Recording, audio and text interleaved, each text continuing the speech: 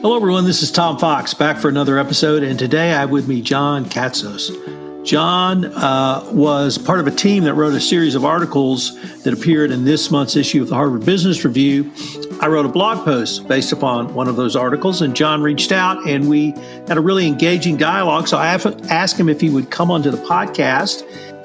In this podcast, we talk about his series of articles, performing due diligence in conflict zone, and several other important issues for the compliance professional. I'd like you to check out a new podcast on the Compliance Podcast Network, Hidden Traffic, with host Gwen Hassan. She takes a look at human trafficking and modern slavery from the corporate compliance perspective. I know you will find it incredibly important.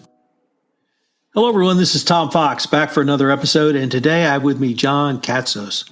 John was part of a team that wrote a series of articles that appeared in this month's issue of the Harvard Business Review. I wrote a blog post based upon one of those articles, and John reached out and we had a really engaging dialogue. So I asked him if he would come onto the podcast, and he graciously agreed to. So, John, first of all, welcome. And I have to say, you are my first guest from the UAE. Well, thank you for inviting me, Tom, and thanks everybody for listening. I'm glad to be the first of hopefully many from the UAE, or at least based in the UAE. So, first of all, John, could you tell us a little bit about your academic professional background and what you're up to now? Yeah, sure. So I'm a lawyer by training, as with yourself, and still registered to practice in New York, but I've been in the UAE now for 11 years. Originally, I came from a sort of a compliance, but more fraud investigation background on the legal side. And then I started teaching business law and ethics and social responsibility here in the UAE about 11 years ago. And it's been great, in part because there's such a demand for not just American legal education, but business law education, in particular on the due diligence side. So it's been a lot of work in regional contexts, not just in the UAE. John, one of your areas of academic interest is due diligence in conflict zones. Mm-hmm. And I actually should say it's broader than just simply academic. I think professional interest as well, because you assist companies in this area. But I'd like to maybe explore this because it's a specific topic I didn't know a whole lot about. Mm-hmm. So could you talk to us about what is due diligence in conflict zone and what makes it so difficult? Yeah, so in the UAE, we have a lot of this sort of work because the UAE tends to be, especially Dubai, tends to be the regional hub for countries in the region. And the UAE is sort of the really nice house in the dodgy neighborhood. So the regional hubs tend to cover these countries that have all sorts of problems, especially conflicts. When you're a regional hub, though, of a major multinational, you still are exposed to the legal liability very often of your home countries. So many of the FCPA cases, for instance, that we see are in conflict zones, right, or places that have these sort of moderate level conflicts, if not the highest level conflicts. But then there's also issues related to, everything from sanctions regimes to meeting all the either UK Bribery Act or FCPA things, where UAE companies that are the regional offices of major multinationals are having to deal with all this due diligence work. And so in conflict zones, it's particularly tricky for a couple of reasons. So one is you often are dealing with a more rotating cast of characters among your staff because you often won't have a regular staff on the ground. So sometimes they're coming from the regional office, but sometimes even your local employees that are there, who you may be relying on to do some of your more regular due diligence, may fluctuate with much more regularity than they would in a non-conflict zone space, right? So people are being forced out because of the violence. People are declaring refugee status or becoming internally displaced to other parts of the country. And so there's just issues related to human resources that are much, much different. The other big difference with conflict zones is they tend to be much more in flux than sort of a normal non-conflict zone. So what makes conflict zones is the fact that they are inherently unstable. And that instability means things are constantly changing. So your due diligence one day is not going to be the same as it is the next day. So if you did everything based on a certain set of facts on the ground, those facts on the ground can very rapidly change. And so that makes any due diligence in a conflict zone tenuous, right? Implicitly tenuous, because it might change, right? The facts on the ground can change it really quickly.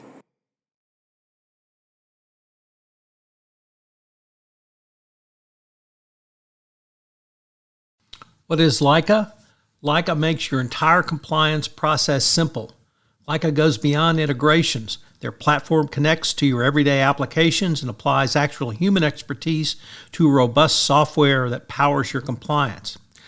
Lica easily connects to your applications and instantly creates tailored policies based on your business. Then, compliance experts guide you through automated workflows designed to help you conquer certifications like SOC 2, HIPAA, and GDPR. Lica is the only compliance platform that offers a true integrated audit solution. No more messy spreadsheets, miscellaneous audit documents. Their team of experts manages your audit from beginning to end. Lica is more than just one solution. It maintains 100% confidence in your compliance program with custom monitors and alerts. As the compliance evangelist, I certainly understand the complexities around compliance, particularly around SOC 2, HIPAA, and GDPR. It's hard to unpack requirements when you may not know what they are within your budget and your growth stage. Lica is the solution for you. Listeners to this podcast get 20% off when you join. Visit heylica.com/compliance to get their exclusive deal. That's HEYLIKA.com/compliance to request a demo and get 20% off when you sign up with Lica.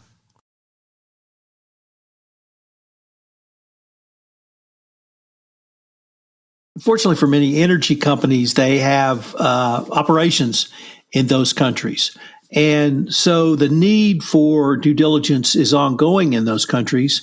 After you perform an initial level of due diligence, given some of the challenges you've raised, how can you do that on an ongoing basis?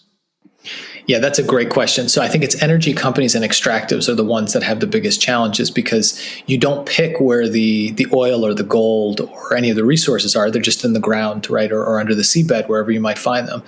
I think the key for those companies is training, right? So if you can train all your personnel on the ground to know what to look for, or at least to know what the issues are, and then have a strong framework for reporting, you're much more likely to get the feedback that you need in conflict settings. Because most companies are not able to send people out on a regular basis to do much more formal, intensive due diligence to these places, right? There's all sorts of just personnel risks that exist in these places. So if you can have the people on the ground have a sufficient amount of training to be able to at least report and know when they should report the problems as they come up, that's a huge hedge. And that can be one of the most important ways that you find out about problems before they come up, and then you can address them fairly readily. So if you leave long amounts of time between when you're doing your, whatever your due diligence is, or what I've seen some companies do where they'll do it at the project start, and then they might not do it for years, right? They might not do any update for a long, long time. In conflict zones, you're going to have all sorts of problems. It's just begging for civil actions or for criminal actions in home countries. So does that level of ongoing due diligence, when you have that discussion with companies, do they, one, understand it, and then two, will they really take the time and invest the resources to do so, or is it a one and done, like you said? Yeah, I think it depends on the company. I think, funny enough, I think the companies that have been burned by legal actions in the past are the ones that are the most likely to put in the money to making sure that the training is ongoing and sufficient for people in those places. I think when you get into trouble sometimes where there's companies that haven't been burned yet or haven't been burned particularly hard by some of the stiffer fines, either in their home countries or in other places that they operate, that they just don't take it sufficiently seriously. They don't think it's a big deal. What's interesting also is that there's a lot of companies that aren't necessarily U.S. or EU-based companies that take it more seriously than those companies. And part of that is a legitimacy factor. So I've seen local UAE companies that are doing regional work have really intense due diligence programs, in part because they want to show that they have the same legitimacy and they're trying to meet the same standards as their Western-based competitors. So they want to be able to go into some of these markets and say, hey, look, we're doing as well or better as our Western counterparts on the due diligence side, so you can trust us, right? So it becomes a trust component to it. Let me flip the equation from the company performing the due diligence to the company having due diligence performed upon.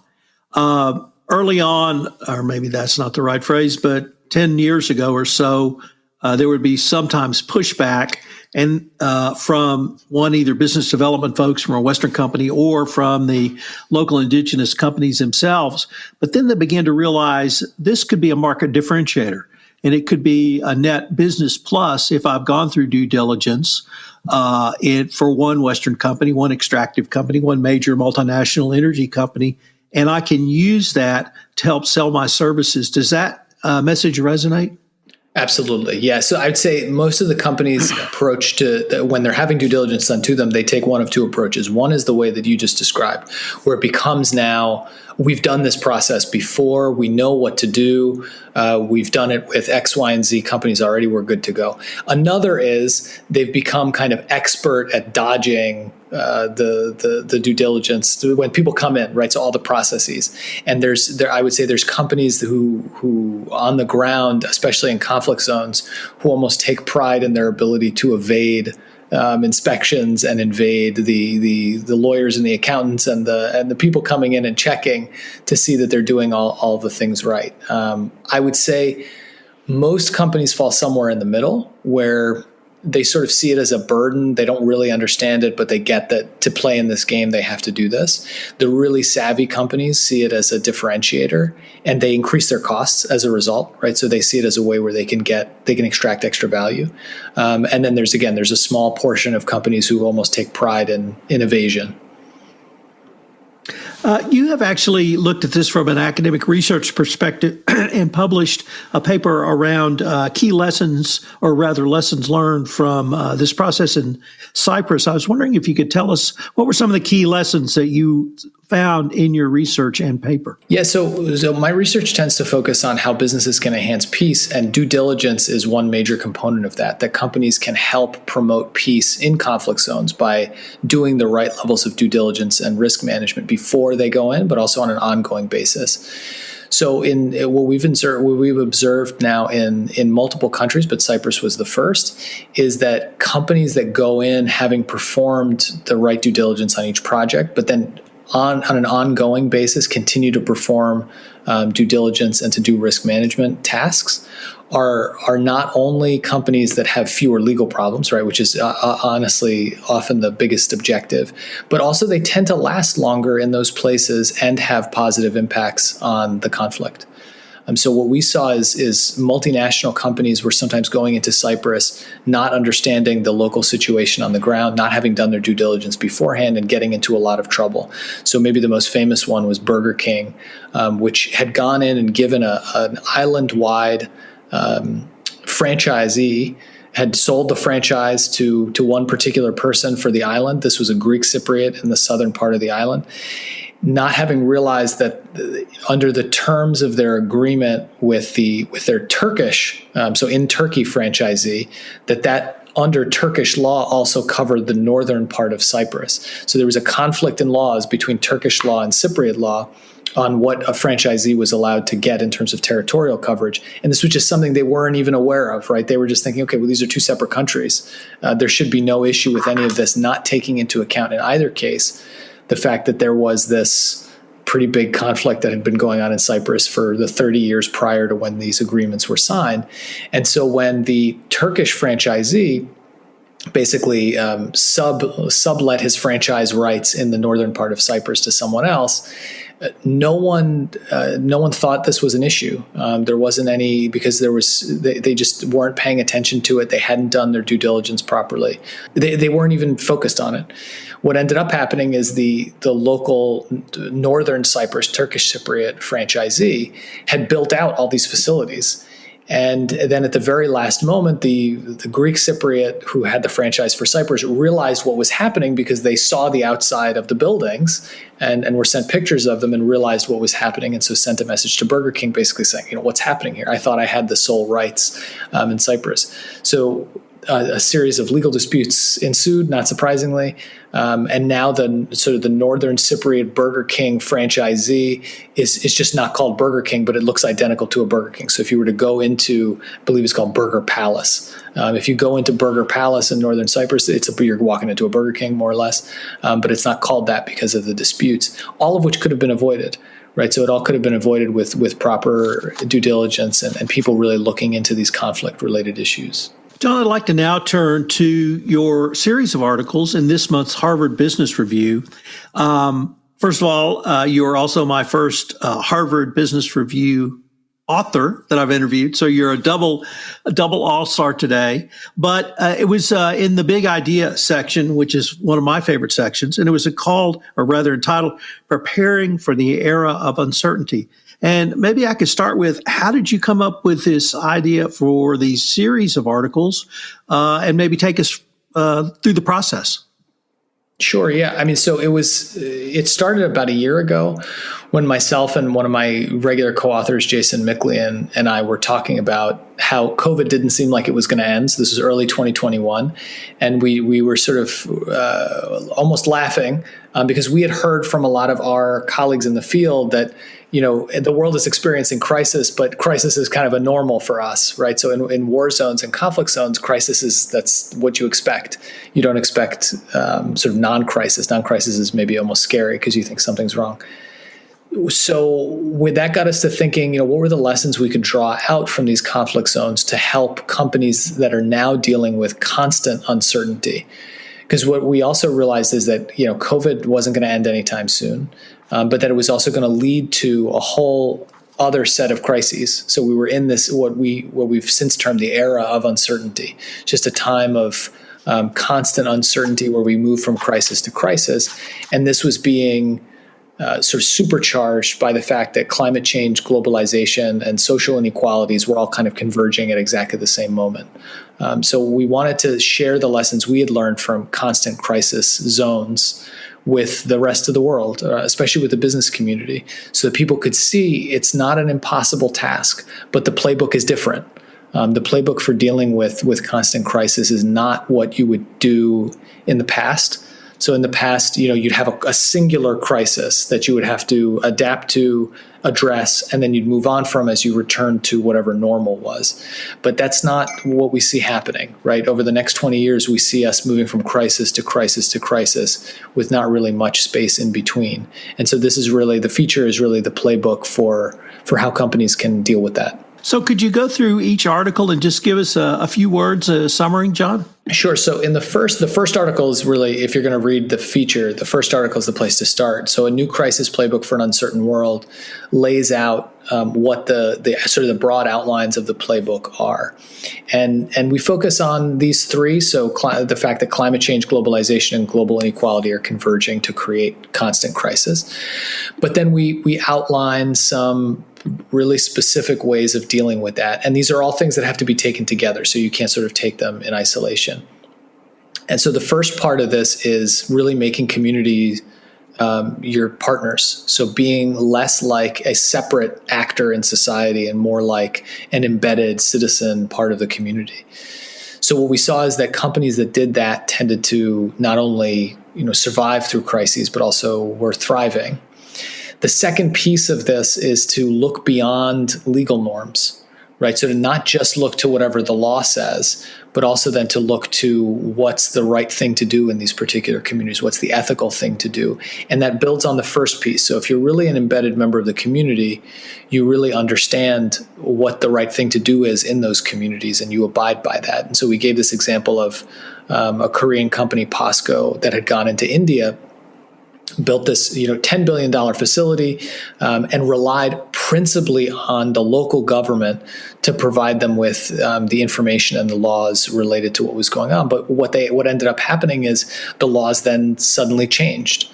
And changed in favor of the local government and against the local community, to the point where about 5,000 people were relocated to what were more or less concentration camps and kept segregated and out from their homes and from the rest of the community.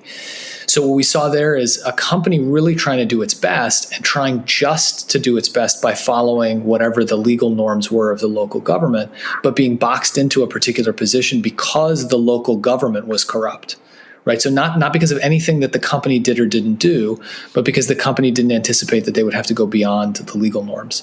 And then the third piece, which is probably the one that is the most contentious, or the one that we find people getting the most upset about, is to take principled political stands on the basis of the ethical behavior and the community relationships. So being really clear when there are divisive political issues on which side you stand on. And this is the one that, again, people really struggle with, because a lot of times businesses used to, in the past, being a neutral actor. So not having to take a stand on really divisive issues, and in fact, not taking a stand on divisive issues being a positive of being business. But what we found in these constant crisis settings is that not taking a stand makes businesses look very disingenuous, and ends up really hurting their credibility. Whereas the businesses that ended up thriving, not just surviving, were the ones that were very clear on their positions on divisive issues, but were also open for business, right? So weren't saying, we're excluding people who don't agree with us. No, we don't agree with you. This is our particular stand on this issue, but we're open for business, right? So if you want to buy sandwiches from us, if you want to come to our company, if you want to do anything, we're not gonna discriminate against you just because we don't agree with we don't have the same political position. So that's the first article, and that really summarizes the whole, that captures the whole idea and gives a lot of the background for it. The second piece is basically a summary of an 80,000 plus person study that the Working Through Violence research team, which I'm a part of and Jason's a part of, did in 7 cities. So we surveyed these people to basically figure out how they were managing through a crisis and how they were dealing with business in that context. So we wanted to figure out, what people thought and how they thought businesses could handle the crisis and what they were able to do. And what we found is that, in particular, small businesses, the ones that were the most embedded in the community, were the most likely to survive, but also the least likely to get government assistance. So it was the big companies that tended to get the government assistance, but then wouldn't necessarily be particularly embedded in the community.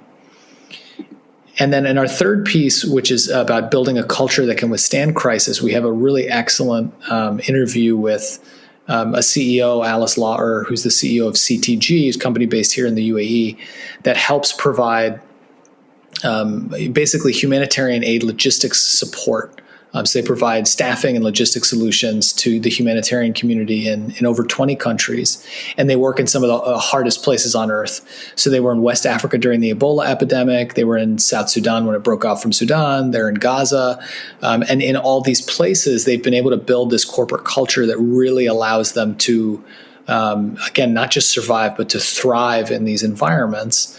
They do it by really embedding themselves in the local community. So they're not just flying in expatriates to come in and do all the work while excluding the locals. They're in fact coming in, training local staff, having every member of their project and every member of the company really be in all these different places. So if you have someone here in the UAE office who's even like a back office person, they're going to be having exposure to these conflict zones. So no one's going to be shielded from the real work, quote unquote, the on the ground work. Instead, everybody's really committed to this process that's happening in the organization. So the interview with her is really excellent because it gives a CEO's perspective on how to build a company culture that from scratch, which is what she did, that really allows a business to survive in these environments. Because she did it knowing that she was going to be in these places. So it's a really interesting way of looking at that.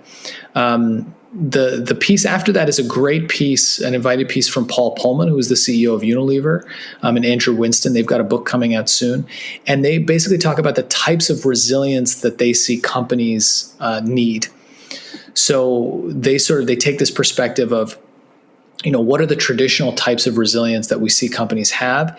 And then what are additional types that they also need to have in addition to really make it through these types of crises? And so they focus on purpose, trust, and stakeholders to try to see how companies can survive through these crisis times by sort of a measure of resilience.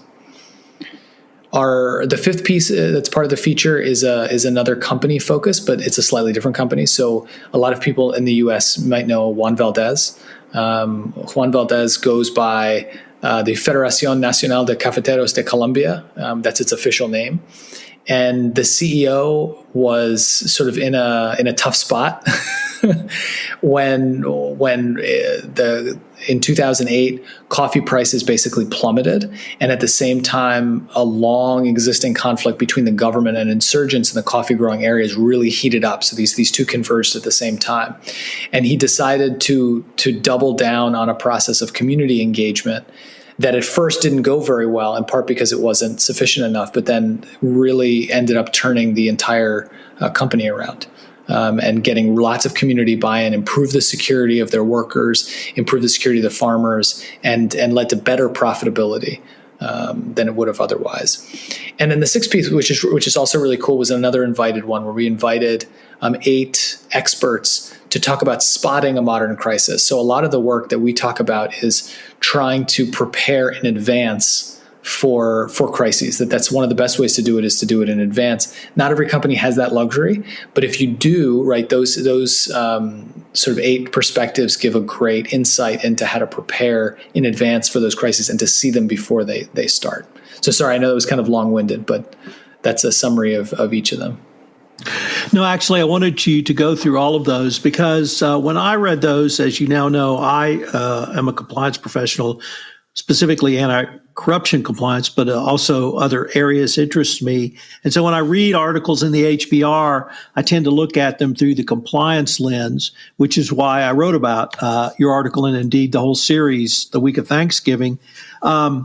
And so I wanted to use that as a way to introduce. Did you write this for the general business executive, really any business executives, or were the concepts so broad that while not thinking about Tom Fox, you thought I can write something that it's going to appeal to really every business that company that does business in a crisis zone?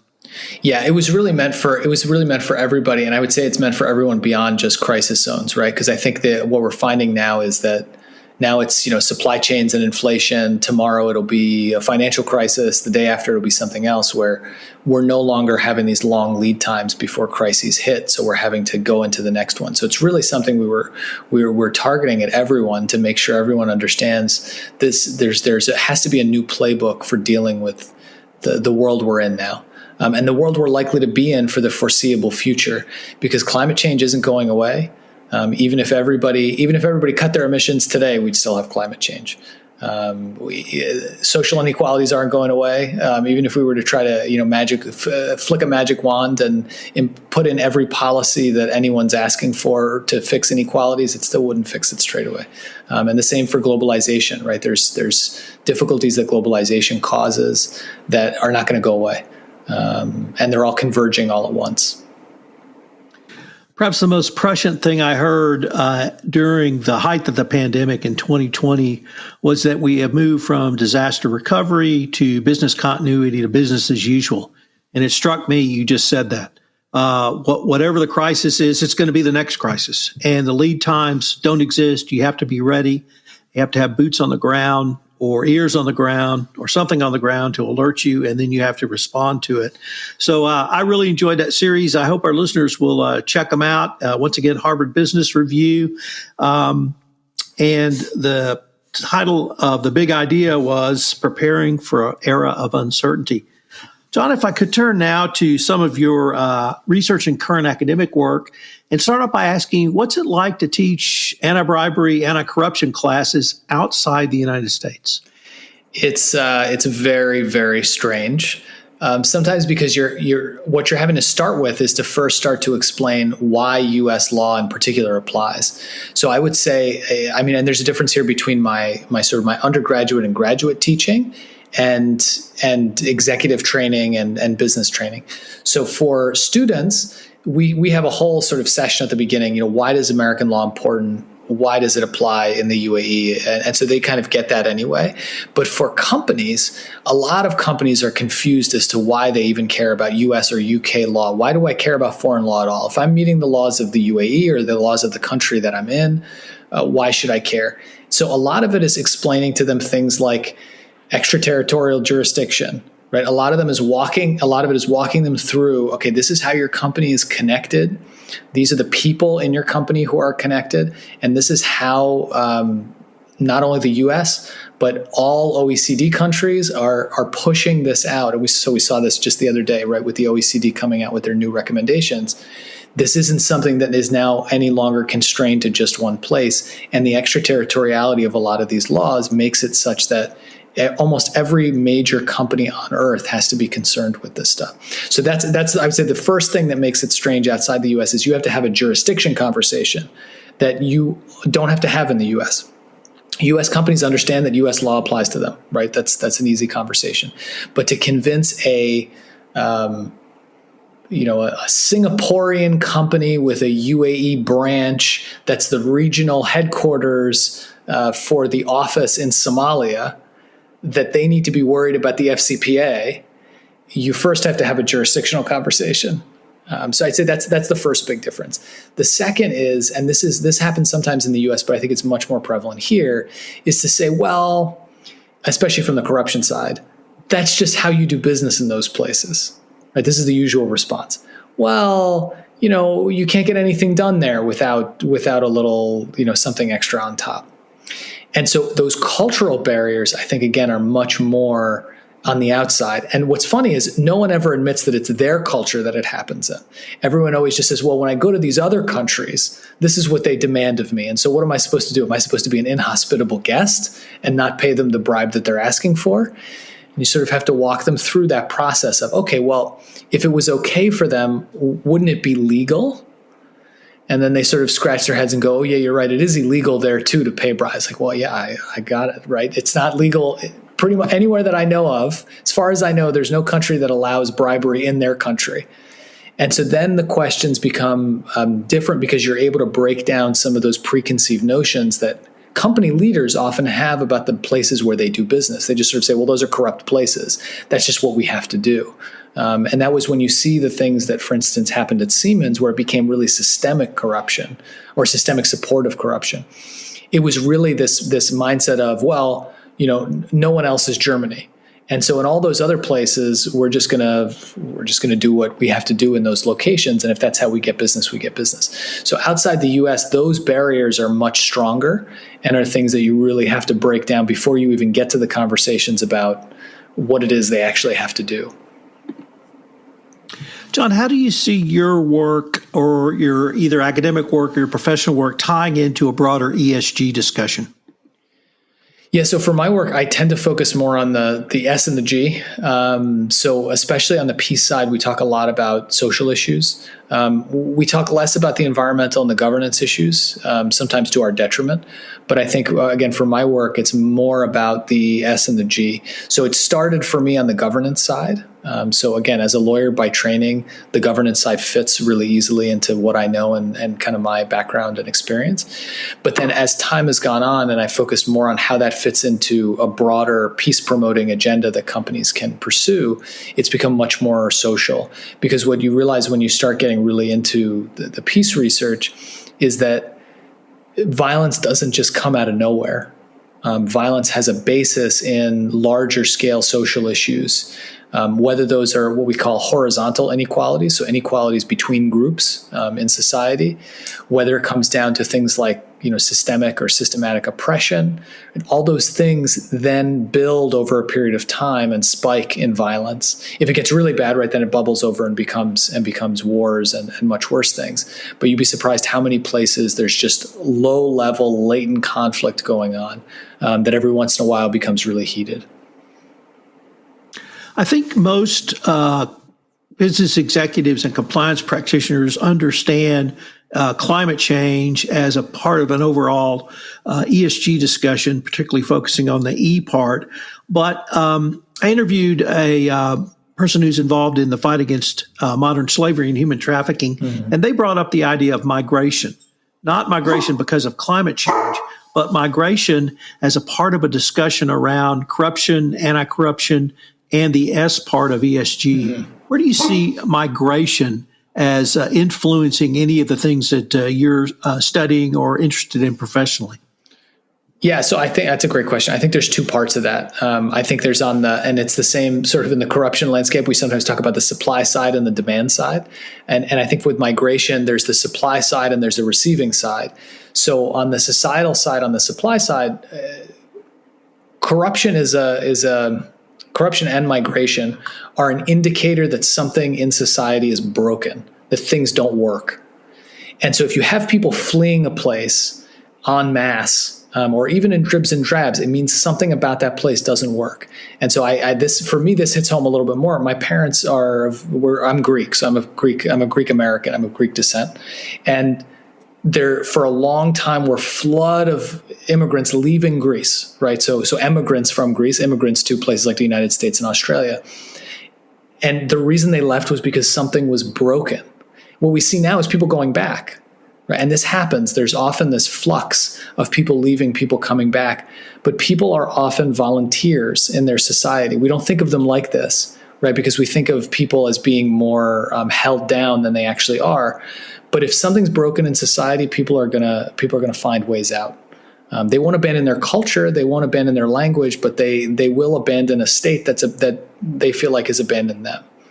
On the receiving side, the challenges are different, right? So if you're on the receiving side, it means you have a place that people want to come to, right? So there's a demand for people to enter into your society. And so the question then is, these people are coming from places that they feel are broken, right? So the migrants themselves are leaving because they feel the places are broken. So what are we providing them that is better? But then more than that, how do we make sure that they're not bringing problems with them? And so how do we make sure that they're not going to just relive the same problems that they had from wherever they're leaving from in the current setup? And that's really tough. So I think from a peace standpoint, it's not something we talk about that much. More often we talk about integration. So you'll hear in the EU especially, they talk about refugee integration, at least on the left. On the right, they talk about just keeping people out completely. And they're both missing something, right? And the something that they're missing is, well, people should retain their culture, but how do you make sure they retain their culture but also adopt enough of the culture they're coming into that they can continue to maintain the peacefulness of the society, which is the whole reason they're going there. So it's really complex. And there's so many factors that are a part of it that make it really interesting. Again, from a research side, it makes it fascinating. John, unfortunately, we are near the end of our time for this episode, but I have a bonus question for you. And as you know, I'm a professor's kid. So I'm always interested in what professors enjoy teaching. So could you tell us what's your favorite class to teach and why? Yeah, so for me, it's ethics and social responsibility. So in particular, social responsibility at the back half of this course that I teach. So I teach ethics and social responsibility for all our undergraduate business students. So roughly 200 students a year.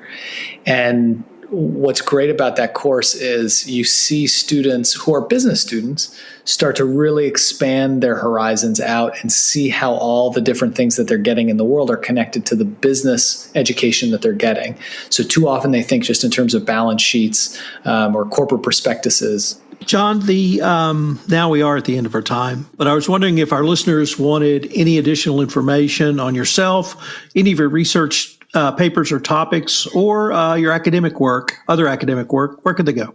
Yeah, they can go to johnkatsos.com, where you can find sort of all my latest papers and all the work that I've done and links to everything. And then if you want to reach out, LinkedIn is the best way to do that. So you just follow me on LinkedIn and send me a message, and I'll reply generally pretty quickly. But yeah, either of those two ways is a great way to reach out. John, I really wanted to thank you for this. The serendipity of us meeting is one of the great experiences of social media. Indeed. And literally, you have an article published, I write about it, you reach out, and now we have a podcast. Yeah, we're going to link to the HBR Big Ideas and your articles in the show notes. I hope compliance practitioners will read them because it really provides an insights into ways to think about just moving from what's now business as usual. And I greatly hope we can continue this conversation. God willing. Thanks again, Tom, for having me on the show. And thanks, everybody, for listening. This is Tom Fox again. I hope you've enjoyed this episode. I would urge you to check out John Katsos' website. He's got a ton of research materials, a lot of papers directly applicable for the compliance professional. I've read them, and I know you would enjoy and learn a lot from reading them. Also read his 5-part series on that was in the Harvard Business Review. I've linked to that as well. We have a new podcast on the Compliance Podcast Network, The History of Insider Trading, where Professor Karen Woody interviews some of her students on this most interesting topic. I hope you will check it out on the Compliance Podcast Network. This podcast is a part of the C-Suite Radio Network.